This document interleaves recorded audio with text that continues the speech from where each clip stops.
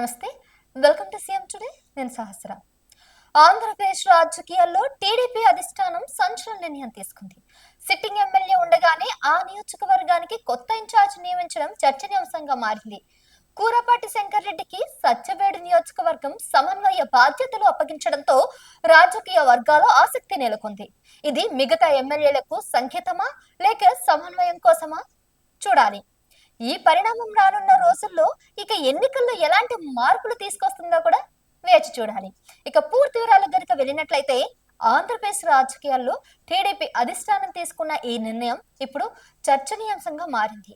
Sitting MLA ఉన్న చోటనే ఇన్ఛార్జ్ను అక్కడ నియమించారట. పేరుకు నియోజకవర్గ టీడీపీ ప్రోగ్రామింగ్ కోఆర్డినేటర్ అని చెప్తున్నా గానీ నియోజకవర్గ పగ్గాలు ఆయనకే అప్పగించారని తెలుగు తమిళ్లు చర్చించుకుంటున్నారు. తిరుపతి జిల్లా సత్యవేడు నియోజకవర్గ టీడీపీ ప్రోగ్రామింగ్ కోఆర్డినేటర్ గా కూరపాటి శంకర్ రెడ్డిని నియమించింది టీడీపీ.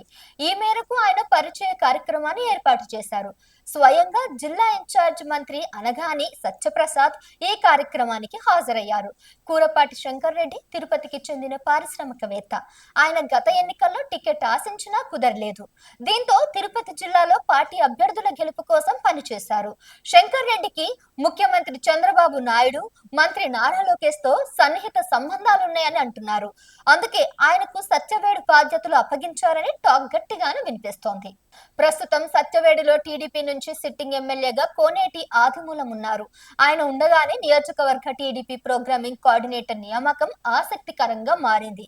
అయితే నియోజకవర్గంలో ప్రభుత్వం పార్టీ కార్యక్రమాలను కోఆర్డినేట్ చేయడం కోసం శంకర్ రెడ్డి నియమించారని చెప్తున్నా నియోజకవర్గ బాధ్యతలని ఆయనకు అప్పగించారా అనే చర్చ కూడా నడుస్తుంది. సిట్టింగ్ ఎమ్మెల్యే కోనేటి ఆదిమూలం గతేడాది ఒక వివాదంలో చిక్కుకున్నారు. పార్టీ ఆయన్ను పార్టీ నుంచి సస్పెండ్ చేసినట్లు కూడా ప్రకటించింది. అయితే ఆయనపై ఫిర్యాదు చేసిన మహిళ తన ఆరోపణల్ని వెనక్కు తీసుకోవడంతో ఆదిమూలం మళ్లీ పార్టీలో యాక్టివ్ అయ్యారు. అంత బాగుందిలే అనుకుంటున్న సమయంలో సత్యవేడు నియోజకవర్గానికి ఇన్ఛార్జ్ నియామకం ఆసక్తిగా మారింది. ఇప్పుడు సత్యవేడు నియోజకవర్గ బాధ్యతల్ని శంకర్ రెడ్డికి అప్పగించడం ద్వారా అధిష్టానం మిగిలిన ఎమ్మెల్యేలకు కూడా ఏవైనా సంకేతాలు పంపిందా అనే చర్చ కూడా నడుస్తోంది. అలాగే ఇటీవల మంత్రి నారా లోకేష్ సత్యవేడు నియోజకవర్గంలో పర్యటించేందుకు వెళ్లారు. ఆ సమయంలో కార్యకర్తలతో సమావేశం నిర్వహించారు. ఆ తర్వాత కొద్ది నెలలకే ఇలా ఇన్ఛార్జ్ నియమించడం ఆసక్తికరంగా మారింది. నియోజకవర్గంలో సమన్వయ బాధ్యతలని శంకర్ రెడ్డికి అప్పగించడంతో ఎమ్మెల్యే కోనేటి ఆదిమూలంతో కలిసి ముందుకు సాగాల్సి ఉంది. మరి ఈ ఇద్దరు నేతల మధ్య కోఆర్డినేషన్ ఎలా ఉంటుందనే చర్చ కూడా జరుగుతోంది.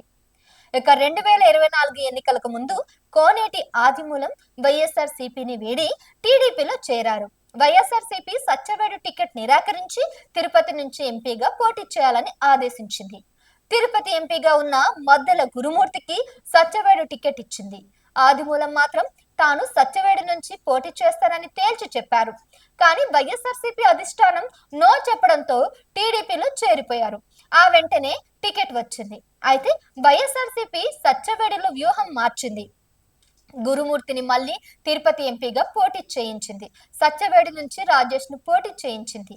అయితే సత్యవేడులో కోనేటి ఆదిమూలం విజయం సాధించారు.